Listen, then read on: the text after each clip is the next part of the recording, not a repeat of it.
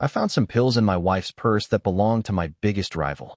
What I uncovered next shattered my 18-year marriage and turned my unfaithful wife's secret affair into the worst nightmare of her life. She believed I was predictable. She had no idea what I was truly capable of. My name is Warren Hawthorne. I'm 47 years old, and until 3 weeks ago, I thought my life was perfectly under control. I own Hawthorne Tech Solutions, an IT consulting company I built from the ground up in Austin, Texas. Dolores and I have been married for 18 years, and together we have 3 children: Oliver, 17, Piper, 14, and Noah, 11. It was an ordinary Tuesday evening when everything changed. Dolores had rushed out to her yoga class, leaving her purse on the kitchen counter.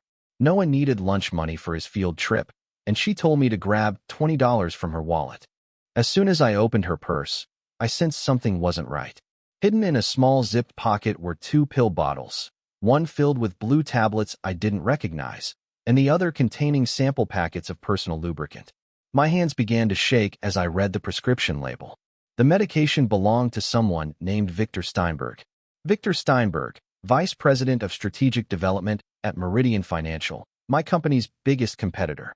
Dolores had mentioned him many times over the past year, always praising his intelligence and business insight. Standing in that kitchen, I realized I was holding proof of my wife's betrayal. The pills were clearly performance enhancers, and the lubricant samples painted a picture I didn't want to imagine. But the worst part wasn't what I found. It was realizing how long it might have been happening. The late nights at client dinners, the weekend conferences in Dallas and Houston, the quick showers after coming home, the new lingerie I never saw her wear. Instead of confronting her, I photographed everything with my phone, carefully recording the prescription details. Then I put everything back exactly as it was and began to plan. Over the next few days, I started noticing the details I had ignored before: how she guarded her phone like it held national secrets, how she'd taken over our family's financial planning, claiming she wanted to ease my workload. That part bothered me the most. Dolores managing our finances meant she had access to everything: our business accounts, the kids' college funds, even our retirement savings. I had found pills in her purse, and now I was going to make sure my response turned her affair into a nightmare she'd never forget. The next morning, I did something I'd never done in 18 years of marriage. I started investigating my own wife. While Dolores got ready for work, humming like she didn't have a care in the world, I was already 3 steps ahead of her lies. "Warren, honey, I'll be late tonight," she called from the bathroom. "Victor wants to go over the Henderson account during dinner." There it was again, that name. "Sure thing," I said evenly. "Don't wait up for me either. I've got some late client calls." That was my first lie, but it wouldn't be the last. After she left, I went straight to my home office and opened our financial records. What I found made my blood run cold.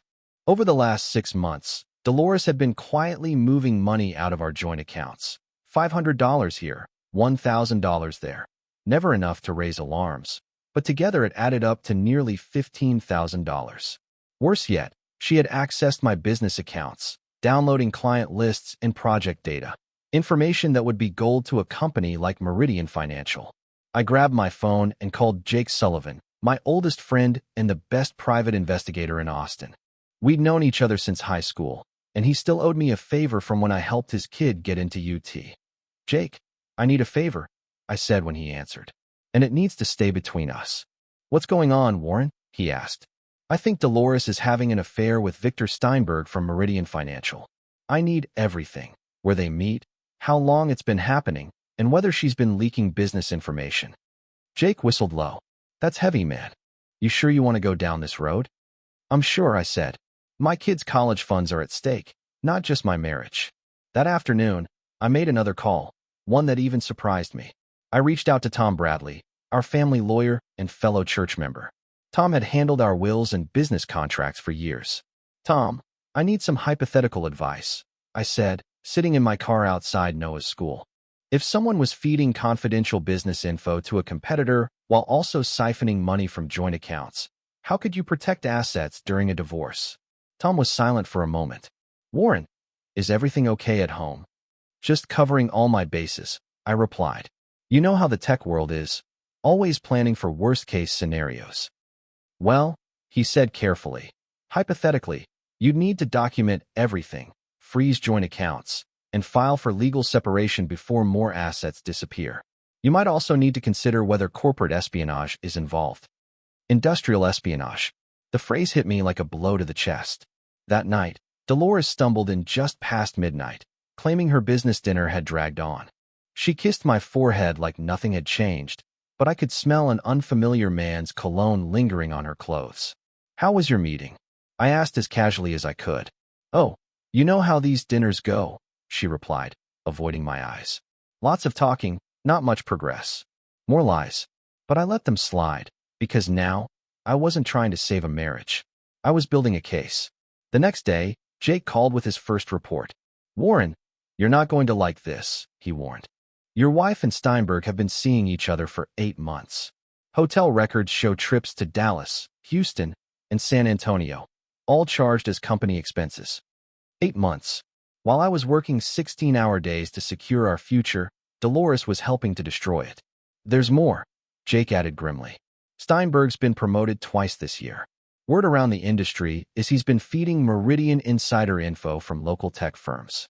That's how they've been landing those major contracts, the same ones you lost."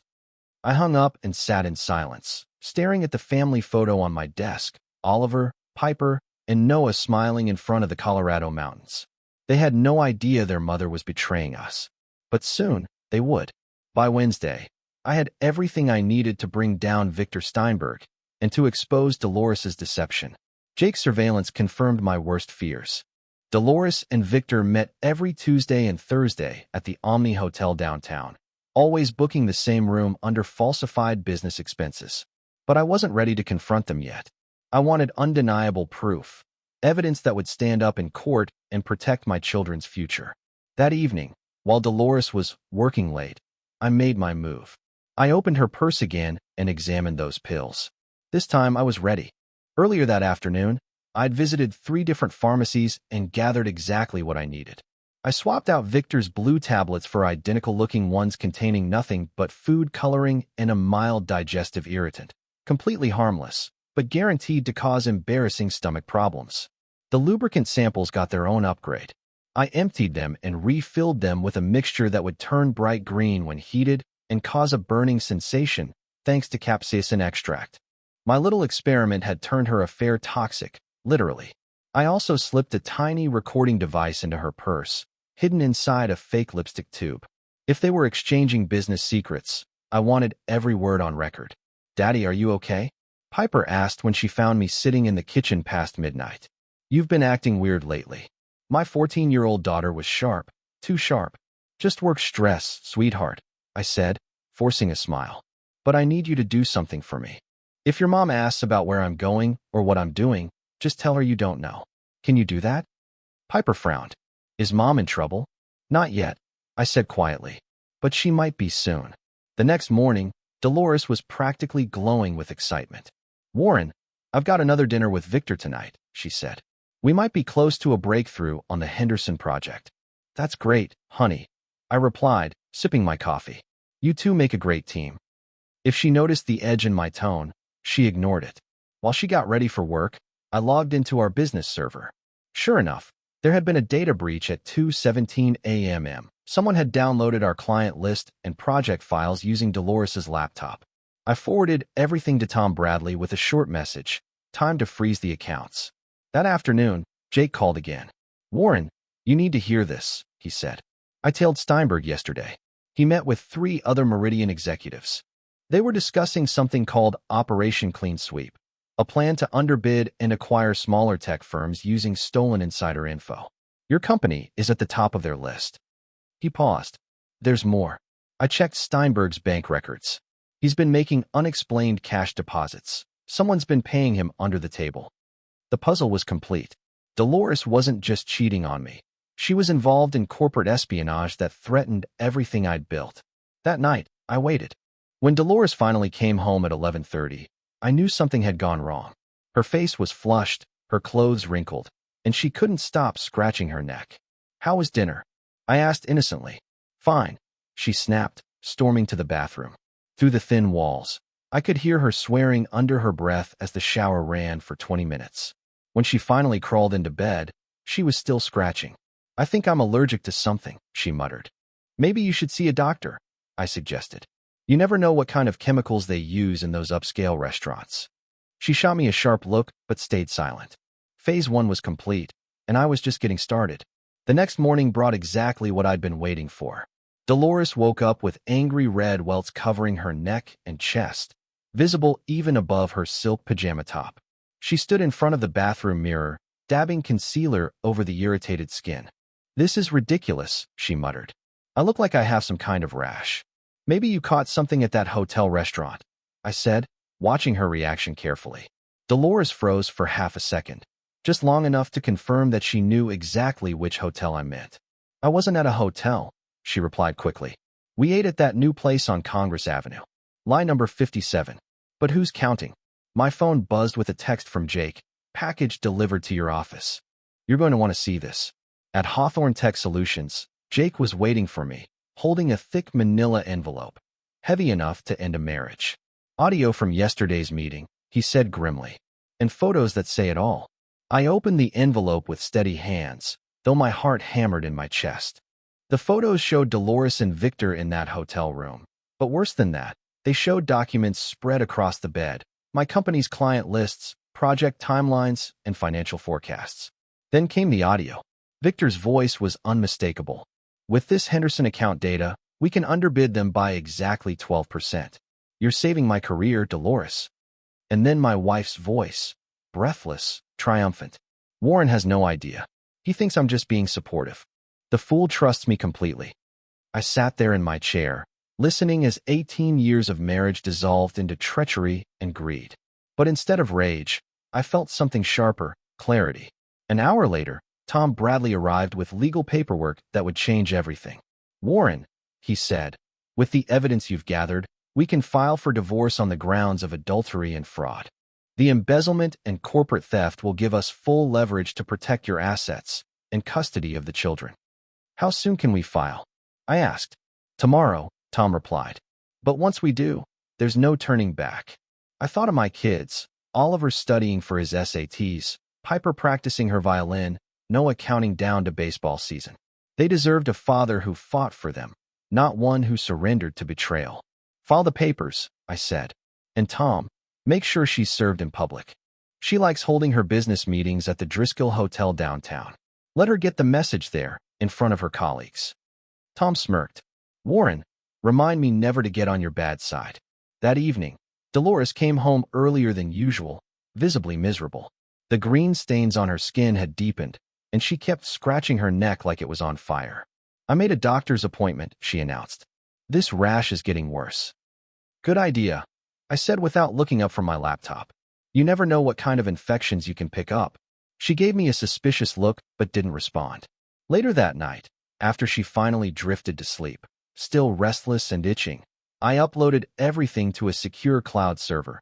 The photos, recordings, financial records, server logs, everything Tom would need to destroy her in court. Then I did something I hadn't planned on. I compiled a complete dossier on Victor Steinberg and Meridian Financial's espionage operation, dates, payments, stolen contracts, and scheduled it to be automatically sent to the FBI's white-collar crime division. If Dolores wanted to play corporate spy, she was about to learn that the game came with real consequences. Tomorrow would bring the reckoning. Monday morning arrived like Judgment Day. I was at my desk when Tom called at exactly 9:15 a.m. It's done, he said. Dolores was served at the Driscoll Hotel, right in the middle of breakfast with 3 Meridian Financial executives. A small smile crept across my face. How'd she take it? Let's just say the whole restaurant heard her reaction, Tom replied.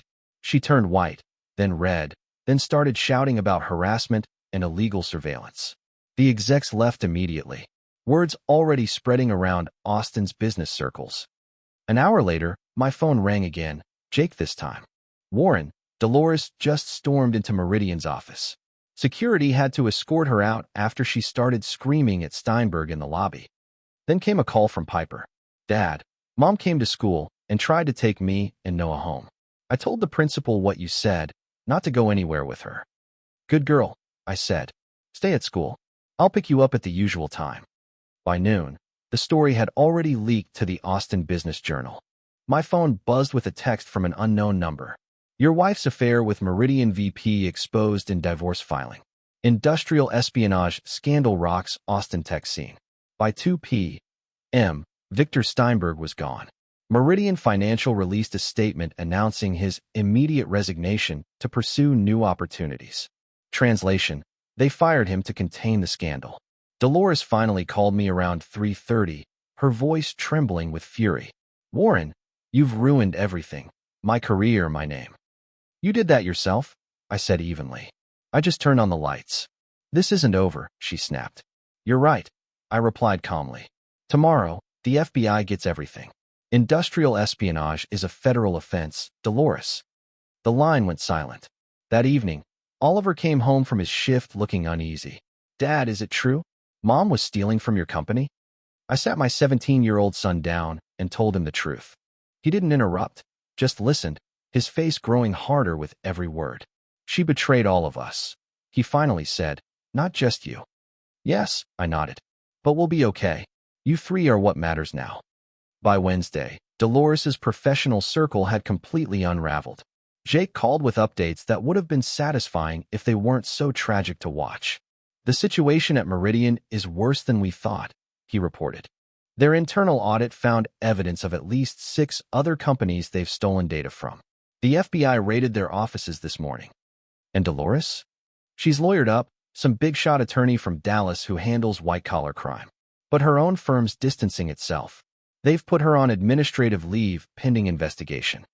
That afternoon, I got an unexpected knock at the door.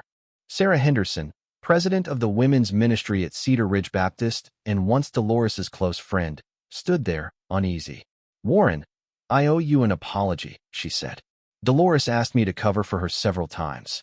I thought she was planning surprises or something harmless. It's not your fault, I told her. She fooled all of us. The church wants you to know you and the kids have our full support, Sarah added. We're organizing meal deliveries and childcare help. I hadn't expected such compassion. Neighbors offered to help with yard work. Parents from Noah's baseball team volunteered for carpools. Even my competitors reached out quietly, offering respect and support. That night at dinner, Piper spoke up. Dad, I want to change my last name. I don't want to be tied to what Mom did. Sweetheart, you don't have to. Yes, I do, she insisted. She stole from us. She betrayed everything we believe in. I'm proud to be a Hawthorne, not whatever she's become. Oliver nodded. Same here, Dad. Even 11-year-old Noah chimed in. I want the same last name as you and Piper and Oliver. Later that night, after they'd gone to bed, I sat in my office reviewing the financial losses. Despite all Dolores had stolen, Hawthorne Tech Solutions would survive. We'd lost some clients to Meridian schemes, but gained new ones who respected how I'd handled the crisis. My phone buzzed, an unlisted number. You think you've won? This isn't over. I deleted the message without hesitation. Dolores could make all the threats she wanted. The truth had already done its job. My family was stronger now than ever. Friday morning, the knock I'd been expecting came. 2 FBI agents stood on my doorstep at 8 a.m., badges catching the Austin sunlight. Mr. Hawthorne, I'm Agent Patricia Davis. This is Agent Michael Torres. We'd like to discuss the evidence you submitted about Meridian Financial. I led them into my office, where everything was neatly prepared. Agents, I've compiled 8 months of documentation. My wife was the internal source. Agent Davis flipped through the files with precision. These recordings are excellent quality. How did you get them? Hidden recorder in my wife's purse, I explained. Legal in Texas when there's suspected criminal activity. Agent Torres glanced up from the paperwork. Mr. Hawthorne, we've been investigating Meridian for 6 months. Your evidence connects 12 other cases. How bad is it? I asked. Meridian stole over $4 million in contracts using insider data, Agent Davis replied. Your wife and Victor Steinberg are key figures in a federal conspiracy case. That afternoon, Jake called with news that made me feel a sense of relief. Warren, Dolores just tried to withdraw money from your children's college funds. The bank froze the accounts under court order. She's apparently holed up in a cheap motel near the airport. And Victor? I asked. Unemployed and toxic. No company in Texas will touch him after the scandal. Sunday brought an unexpected sense of redemption. Pastor Williams approached me after service, his face serious yet supportive. "Warren, the congregation wants you to know we stand fully behind you.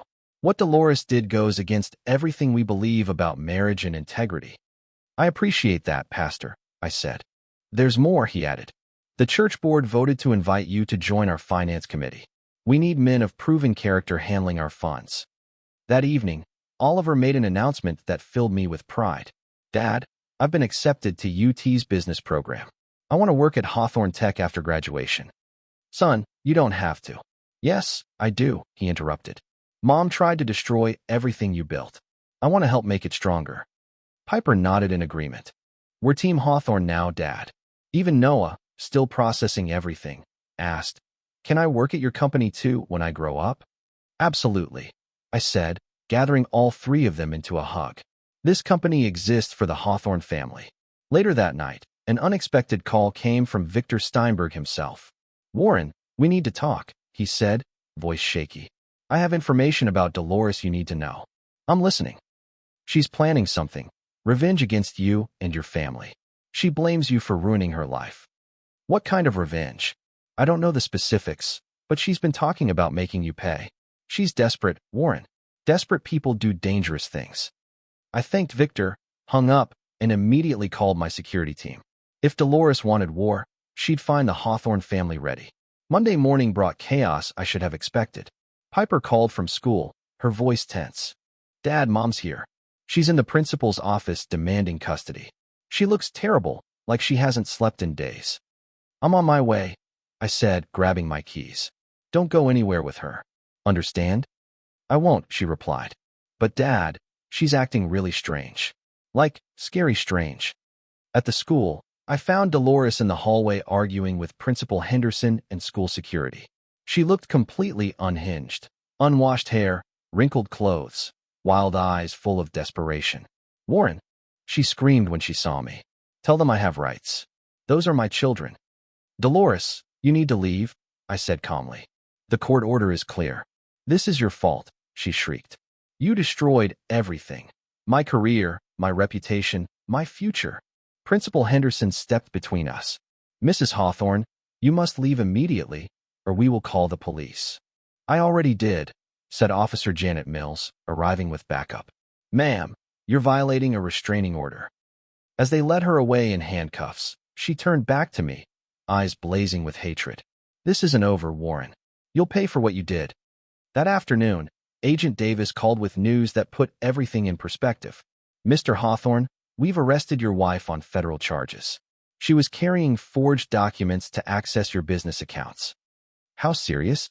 I asked. "Wire fraud, conspiracy, identity theft. She's looking at a minimum of 5 to 10 years." That evening, I sat my children down for what I hoped would be our final family crisis meeting. "Your mother was arrested today," I said gently. "She's facing serious federal charges and will likely serve time in prison." Noah began crying. Despite everything, she was still his mother. Isabella and Piper comforted him, while Oliver simply looked relieved. "What happens to us now?" Piper asked. "We rebuild," I said firmly. "We focus on our family, our business, and our future."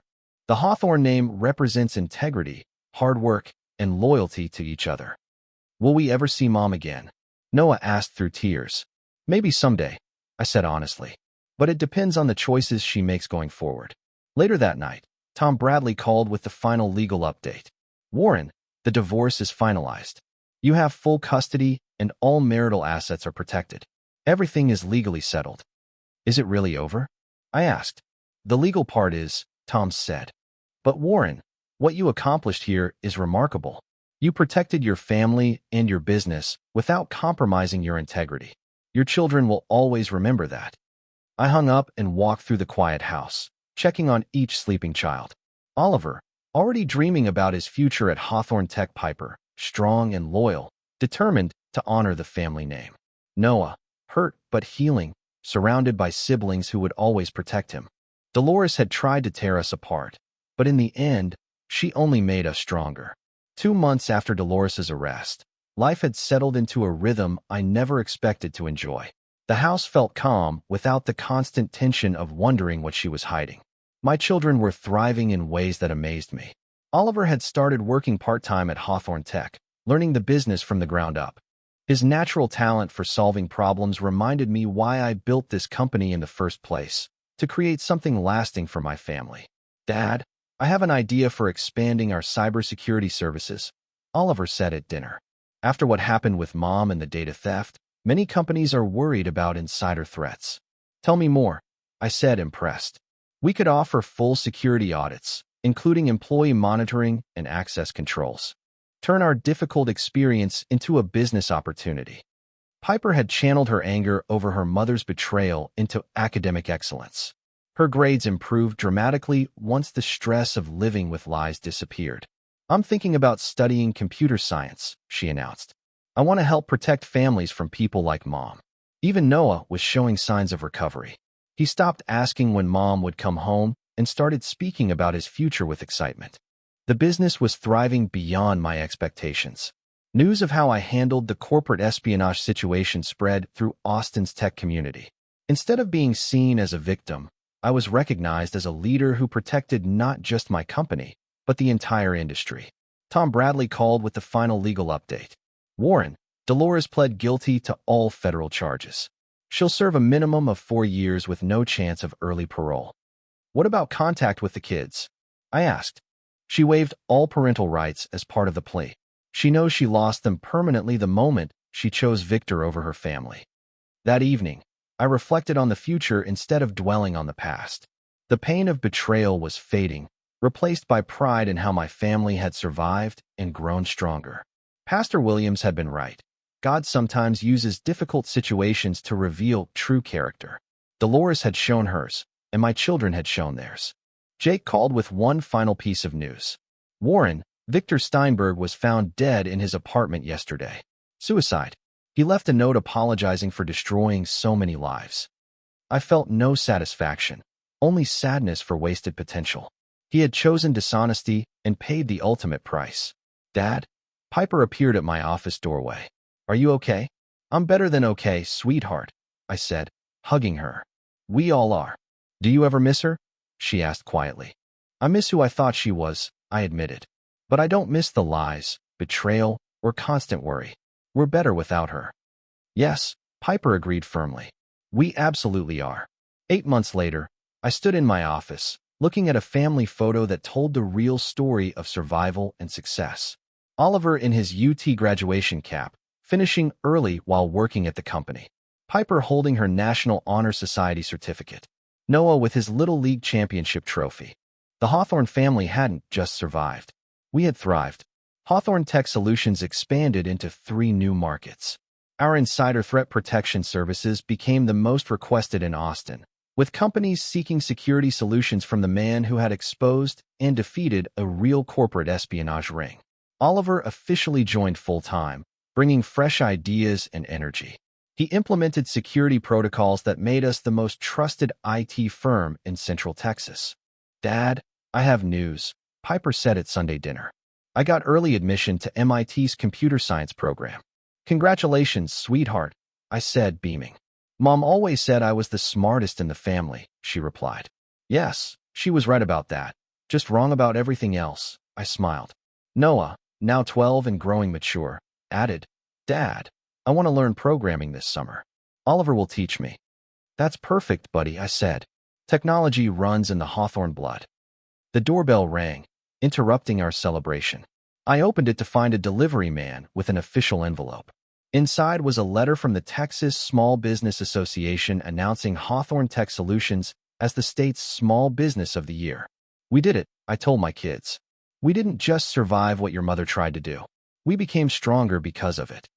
That night, after the children were asleep, I sat in my office reflecting on the journey. Dolores had tried to destroy everything I built, but she had only taught me what truly mattered: integrity, family loyalty, and the strength that comes from facing truth rather than running from it. My phone buzzed, a text from Jake. Saw the business award announcement. Your grandfather would be proud. He was right. I protected the family legacy and built something even stronger for the next generation. The Hawthorne name now meant more than business success. It symbolized a family unbreakable by betrayal, a father who fought for his children, and a legacy built on unwavering integrity.